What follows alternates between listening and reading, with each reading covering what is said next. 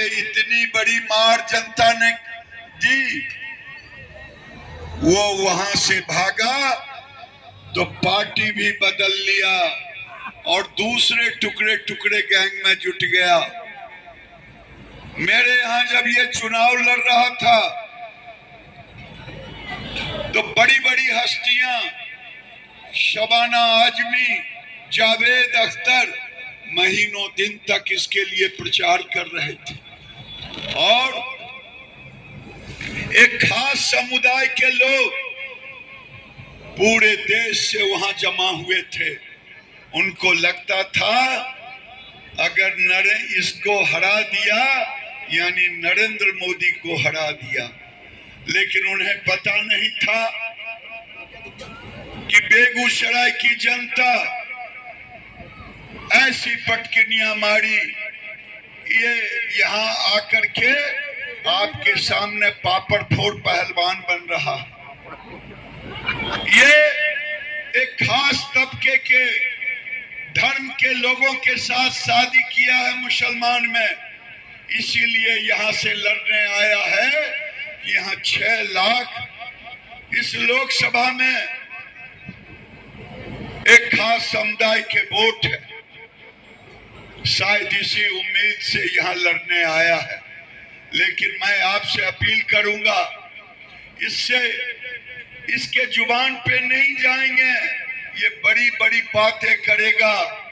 ये टुकड़े टुकड़े गैंग का सदस्य है, यही कहता था अफजल मैं शर्मिंदा हूं तेरे कातिल जिंदा, यानी अफजल गुरु को जो फांसी पड़ा, ये जेएनयू में नारे लगाते थे, क्या अफजल गुरु के फांसी होनी चाहिए थी कि नहीं होनी चाहिए थी? बोलो तो भैया। मेरे गांव में 2 बड़े आदमी थे पहलवान राजा के समय। एक राजा बड़ा बलिष्ठ था, ताकतवर था, दूसरे राजा भी ताकतवर था लेकिन उससे हार जाता था। जब भी झगड़ा हो खेत उसका कब्जा कर लेता था। एक दिन गांव में, अगर गांव के लोग होंगे तो जानेंगे, एक होता है तमाशा दिखाने वाला पमड़िया, बड़ा हिष्ट-पुष्ट शरीर। वो कह रहा था 4-5 लोगों की जमात होती है। बोला क्या भैया, अगर 100 आदमी आ जाए तो मैं डंडे से उसको मार के भगा दूंगा कि नहीं? तो दूसरा कहता था हाँ भैया। जो राजा ने सुना कि ये पमड़िया एक बहुत बड़ा पहलवान आया हुआ है जो अकेले 100 आदमी को मार देता, राजा ने कहा उसे अपने दरबार में ले आओ। दरबार में लेके आया, दूध दही खाने लगा, उसके लिए बादाम पिस्ता और क्या क्या नहीं ड्राई फ्रूट आने लगा। एक दिन दूसरे राजा ने उसके ऊपर चढ़ाई कर दी, उसके खेत के ऊपर। अब उसके घर की तरफ बढ़ रहा था। राजा ने कहा अरे वो पहलवान सालों भर से खा रहा था, उसे बुलाओ, वो तो अकेले 100 आदमी को देखता है, वो 5 लोग हैं, 1500 लोगों को तो मार देगा, तो वो राजा भाग जाएगा। जब राजा का सिपाही गया बुलाने, वो पमड़िया कहा मैं शरीर से पहलवान हूँ, मैं जुबान से पहलवान हूँ, मैं लड़ नहीं सकता। ये पहलवान है भैया, ये बड़ी बड़ी बातें बोलेगा लेकिन ये लड़ नहीं सकता। ये आया है एक खास वर्ग के लोगों के। आज मैं जब आ रहा था, ये दृश्य कैसा दृश्य है, ये दृश्य ऐसा दृश्य दिखा। आज देश में एक सर्वे आया है, हिंदुओं का पॉपुलेशन गिर गया है और मुसलमानों का पॉपुलेशन बढ़ गया है। मैं आया तो रास्ते में देखते आया, कि कुछ लोग देश के अंदर केवल जनसंख्या बढ़ाने की फैक्ट्री लगा रखा है और वो भारत को तबाह और बर्बाद करना चाहते हैं। वो इसी धरती पर जब सीए कानून आया था, उन्होंने एक माहौल बनाने का काम किया था। कांग्रेस पार्टी तो जीता जागता उदाहरण है। मुसलमानों को आरक्षण देने का नाम पर कर्नाटक में उसने मुसलमानों को ओबीसी का दर्जा दे दिया और उन्हें आरक्षण दे दिया। आपको मालूम है ये आरक्षण दिया है कांग्रेस ने?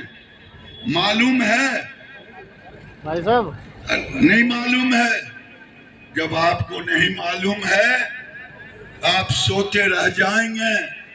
राहुल गांधी ने कहा है, कांग्रेस के मैनिफेस्टो में लिखा है, अगर आपके बाप दादे ने गाढ़ी कमाई की है, आपकी संपत्ति बांट देगा मुसलमानों के बीच, क्या आप इसे बर्दाश्त करेंगे?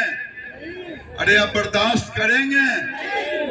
ये यही करना चाह रहे हैं मोदी जी। देश को दुनिया के स्तर पर ले गए हैं मोदी जी देश को।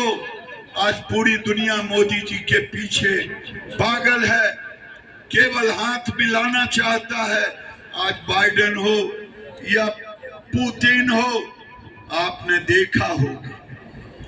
देखा होगा कि कुछ लोग भारत को पाकिस्तान बनाना चाहते हैं। मेरे पूर्वजों से कुछ भूल हो गई। जब देश बटा था उस समय अगर सारी आबादी, मुस्लिम आबादी पाकिस्तान चली गई होती तो आज देश में ये आग नहीं लगाते और दंगे नहीं करते।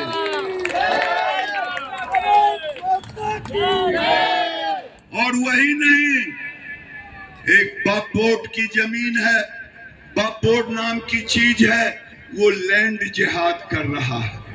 लैंड जिहाद और बोट जिहाद, ये दो चीज चल रहा है। मोदी जी चंद्रमा पे ले जा रहे हैं, ये लैंड जिहाद और बोट जिहाद कर रहा है। मैं अपने कंस्टिट्यूएंसी में कुछ लोग इकट्ठे हो गए, 200-300 लोग। मैंने गांव वालों से कह रहा था तो मैंने देखा एक दाढ़ी वाले पीछे खड़े हैं। मैंने बुलाया, मैंने कहा आ जाओ भाई। दाढ़ी वाले मतलब ये नहीं कि सरदार जी खड़े थे, ये दूसरे दाढ़ी वाले थे जिनके माथे पर टोपी भी था। मैंने बुलाया, मैंने कहा आप नजदीक आ जाओ भैया। तुम्हारा सिंह आया था तो सही बात सुन लो मेरे भाई। मैंने जब नजदीक बुलाया तो मैंने कहा सुनो, मुझे एक बात बताओ मौलवी साहब। हमने कहा तेरे मोहल्ले में हिंदू मुसलमान हुआ प्रधानमंत्री आवास देने में? कहा नहीं हुआ। शौचालय देने में हुआ? तो कहा नहीं हुआ। हमने कहा गैस का सिलेंडर देने में हुआ? तो कहा नहीं हुआ। हमने कहा बड़ी अच्छी बात है भैया। 5 किलो अनाज देने में हुआ? कहा नहीं हुआ। हमने कहा भैया ये जो 5 लाख इलाज वाला है वो हुआ? कहा हाँ भैया खूब हुआ। उसमें हुआ हिंदू मुसलमान? हमने कहा नहीं। जब कहा उसने नहीं तो हमने भी कहा नहीं। देखो मोदी जी हिंदू मुसलमान नहीं करते, लेकिन तुम या तो हंसते हुए कहा हाँ दिया। मैं सच्ची भगवान की कसम बाद में खाऊंगा। मैं उसकी कसम, खुदा की कसम खा के कह रहा हूँ, जरा खुदा का नाम लेके बोलो जय श्री राम। तो मैंने कहा मोदी जी ने गाली दी थी क्या? तो नहीं। हमने गाली दी थी? तो नहीं। आखिर वोट क्यों नहीं दिया? मैं पूछना चाहता हूं। मैं उस बार भी, मुझे यही टुकड़े टुकड़े गैंग को वोट दिया, फिर भी जमानत जब्त करा दिया। लोगों के, मतदाताओं के आशीर्वाद से। मेरे पास तो कोई पूंजी नहीं थी। मेरी पूंजी तो यही, ये टीका मेरा देख रहे हैं, और बिहार में सिखा होता है, सब जगह हिंदुओं का सिखा होता है। मेरी पूंजी तो यही दोनों थी, जो सनातन का प्रतीक था। आजकल कुछ सनातन मुस्लिम भी आ गए हैं, अच्छी बात है, मैं उनको धन्यवाद देता हूं। मेरे भाई, आप जरा होशियार से रहना। जब चुनाव 25 तारीख को आएगा, मैं अपने पार्टी के अध्यक्ष से निवेदन करूंगा कि सभी पोलिंग एजेंट को कह दो, अगर कोई बुर्का पहन के आए और तुम्हें पहचान में दिक्कत हो तो उनके बुर्का उठा करके देखो, ये तुम्हारी संवैधानिक अधिकार है। बुर्के की आड़ में कोई वोटिंग बोगस न कर पाए, ये चेता दो। मैं खुलेआम चुनौती के साथ कह रहा हूं, ये संवैधानिक अधिकार है, ये इलेक्शन कमीशन के आदेश से है। लोग हर चीज को अधिकार मान रहे हैं, और फिर भी हम इतना अधिकार दे रहे हैं कि रात को अफजल गुरु के लिए 2 बजे दरवाजे खुलते, फिर भी कहते कि मोदी हमें कुछ नहीं देता। अरे तुम तो खा पी करके भी नमक हराम हो, तुम मुझे वोट तक नहीं देते। और मैं दूसरी बात कह रहा हूं, मोदी जी ने पूरे दुनिया में, जब मनमोहन सिंह की सरकार थी, मनमोहन सिंह से पूछा गया कि मनमोहन सिंह ने कहा मुसलमानों का है, मोदी ने क्या कहा? सबसे पहला अधिकार गरीबों का है, गरीबों का है। क्या गरीबों का होना चाहिए या मुसलमानों का? गरीबों का होना चाहिए। ये राहुल गांधी इसीलिए करना आरक्षण दे दिया, हिंदुओं का आरक्षण छीनेगा, कल हिंदू को मुस्लिम बनाने पर जोर देगा, कल पाकिस्तान बनाने पर जोर देगा। मोदी जी विकास के लिए, जहां डिफेंस में हम एक्सपोर्ट कर रहे हैं, आज तक डिफेंस में एक्सपोर्ट नहीं हुआ। पत्रकार ने पूछा, गिरिराज जी 10 साल मनमोहन सिंह की, राहुल की सरकार और 10 साल आपकी सरकार में क्या अंतर है? हमने कहा 10 साल कांग्रेस की सरकार विवादों में घिरी रही और नरेंद्र मोदी की सरकार उम्मीदों में घिरी रही। देश में लोग उम्मीद करते रहे, वो लोग उम्मीद करते रहे। घबराओ, मंदिर बनेगा, बोलो ईमानदारी से आप, ये कौन बनाया?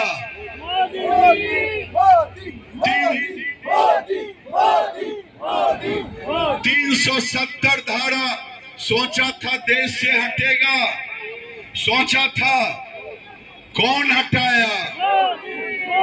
नहीं, मोदी जी हमारे कहते हैं ये मैंने नहीं हटाया।